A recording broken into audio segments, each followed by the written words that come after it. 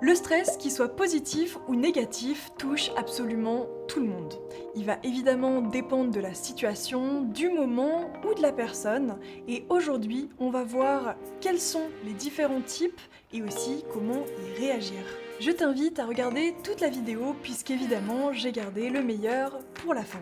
Si tu ne me connais pas, je m'appelle Tiffany et mon but, c'est de t'aider à devenir le personnage principal de ta vie. Petit disclaimer avant de débuter la vidéo, je ne suis pas médecin ni thérapeute, donc tout ce que je vous expose se base sur mes connaissances, qui reposent évidemment sur des études, sur des faits, mais si vous êtes atteint d'un stress chronique, eh bien les conseils que je vais vous apporter ne seront peut-être pas suffisants. Comme je le disais juste avant, le stress n'est pas géré de la même manière pour tout le monde. En fonction de comment on perçoit la chose, eh bien, on va avoir des réactions physiques et psychologiques différentes. Par exemple, si je te dis on va faire un tour de manège, eh bien, il y a certaines personnes qui vont réagir très bien et qui vont être très excitées et ils vont avoir du bon stress parce qu'il y a une sorte d'adrénaline qui va se déclencher en eux, alors que pour d'autres, eh bien, soit ça va être figé sur place, évanouissement au pire, et vraiment, c'est pas possible tellement c'est une angoisse pour eux de faire ce genre d'activité. Quoi qu'il en soit, on va soit fuir en partant, littéralement, parce qu'on se dit que au plus loin c'est de nous, au moins ça nous concerne, ou alors on va peut-être s'évanouir, comme je le disais. Là, c'est notre cerveau, il a dit non, en fait, on déconnecte et on reviendra plus tard. Pour l'instant, on n'a pas du tout envie de gérer ça. Et la dernière solution, eh ben, c'est tout simplement de rester figé. Et on se dit que peut-être sur un malentendu ça passe. Et sinon, l'autre possibilité, eh bien, c'est de combattre, tout simplement. Maintenant, on va rentrer dans le vif du sujet. Je vais vous donner les différents types de stress, les positifs et les négatifs, qu'on peut ranger dans 4 catégories différentes. Le premier, c'est le stress aigu, de façon ponctuelle. C'est la forme de stress la plus courante, qui est due eh bien, à un examen, à un entretien d'embauche, à une deadline serrée, à une frayeur au volant ou alors quand on doit passer à l'oral en public. Les impacts sur la santé, c'est une augmentation du rythme cardiaque et de la respiration, une sensation de nervosité et d'excitation, une contraction des muscles, on a aussi plus de glucose dans le sang, les mains moites, mal au ventre. Je pense que c'est quelque chose qui parle à tout le monde et c'est quelque chose de positif. En fait, c'est tout à fait naturel. Notre cerveau nous envoie une dose d'adrénaline pour qu'on puisse répondre rapidement et qu'on puisse soit combattre, soit fuir la situation. Puisque ce sont des situations qui sont ponctuelles et sur un très court terme, eh bien, il faut pouvoir les gérer rapidement. Pour ça, eh bien, tu peux soit faire un exercice de respiration, tu peux faire l'exercice du carré où tu vas mentaliser et visualiser ce carré.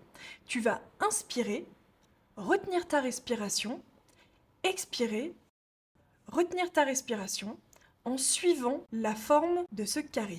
C'est un exercice qui marche très bien avant de monter sur scène. Sinon, tu peux aussi mettre tes mains comme ceci, c'est-à-dire tu vas toucher tous tes doigts les uns avec les autres, où en fait tu vas avoir une meilleure circulation de ton énergie et ça va te permettre de te concentrer sur quelque chose. En plus de ça, tu peux coller ta langue à ton palais, ce qui va générer plus de salive et donc t'empêcher d'avoir la gorge sèche. Tu peux aussi sortir, te balader pendant 5 minutes. Ça n'a pas besoin d'être long, mais juste le temps de décompresser, de revenir à quelque chose de plus simple et plus apaisant. Si tu as un bout de forêt à côté de chez toi ou un parc, c'est quand même beaucoup mieux que de le faire en ville où il y a des klaxons, des enfants, des gens qui crient, enfin bref, ce genre de choses, c'est pas forcément très relaxant. Donc effectivement, si tu peux aller dans un endroit calme, qui est à l'extérieur, où tu vas profiter du soleil, c'est vraiment le top du top.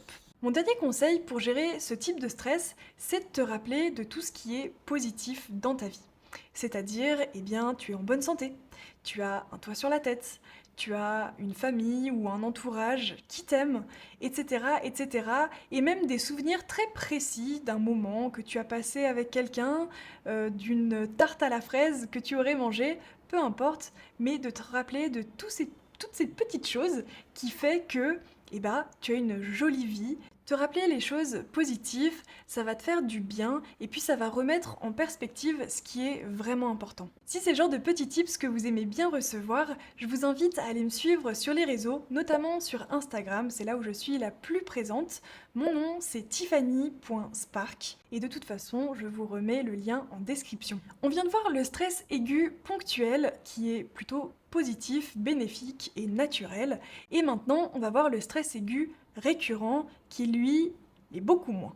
Pour ce type de stress, c'est un petit peu la même chose qu'avant, sauf qu'au lieu d'être à court terme, eh bien c'est plutôt à long terme.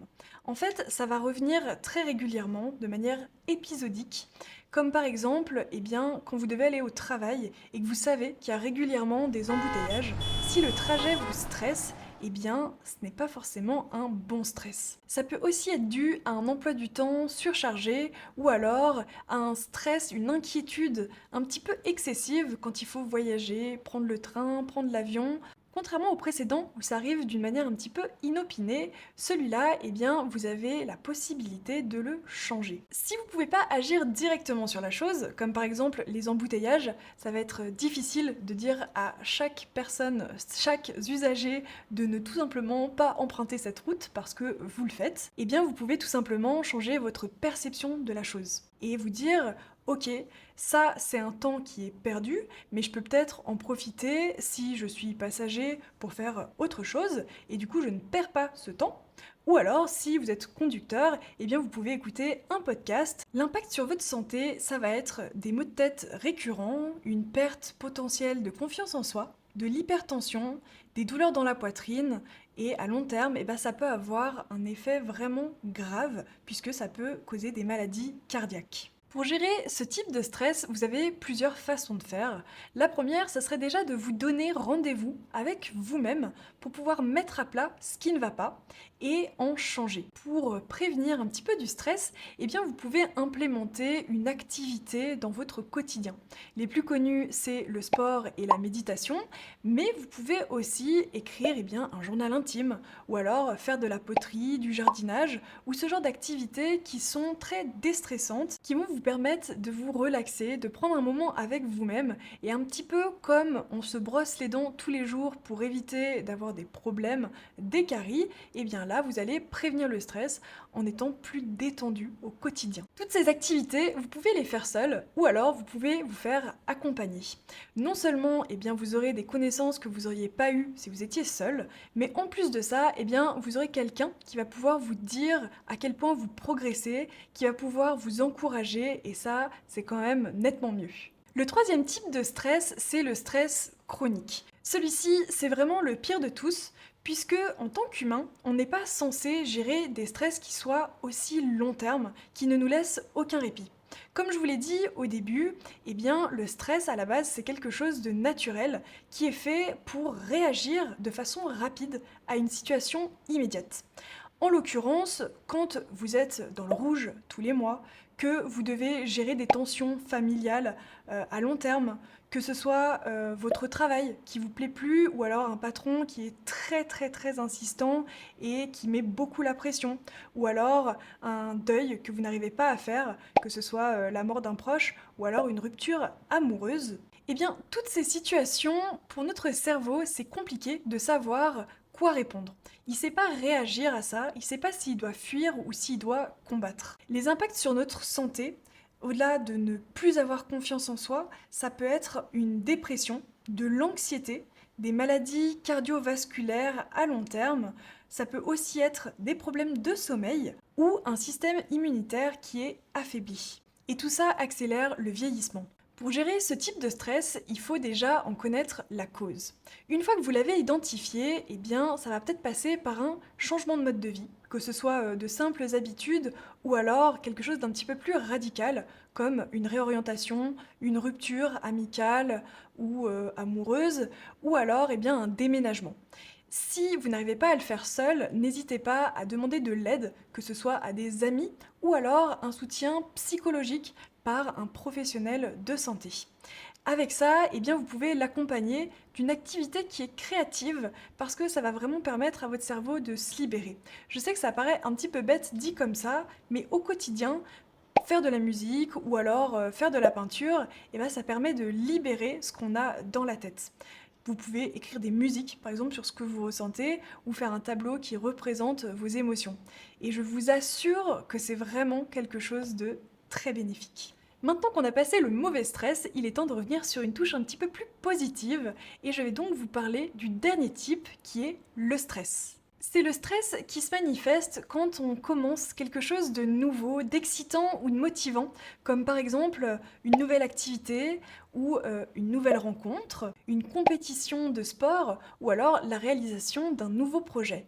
L'impact sur notre santé, ça va être une amélioration des performances cognitives, un boost de la motivation, de l'engagement, et ça contribue à un sentiment de satisfaction et d'accomplissement personnel. Je pense que vous l'aurez compris, mais c'est un stress qui est intéressant de provoquer soi-même. Et pour ça, eh bien, vous pouvez vous fixer des objectifs qui sont challengeants mais réalisables, ou alors vous engager dans une nouvelle activité, une nouvelle expérience qui va pouvoir vous enrichir. Et évidemment, eh bien, il faut célébrer ces victoires à chaque fois. Et si jamais vous vous demandez pourquoi Eustress, eh bien, EU, ça vient du grec qui veut dire bon. Donc tout simplement, bon stress.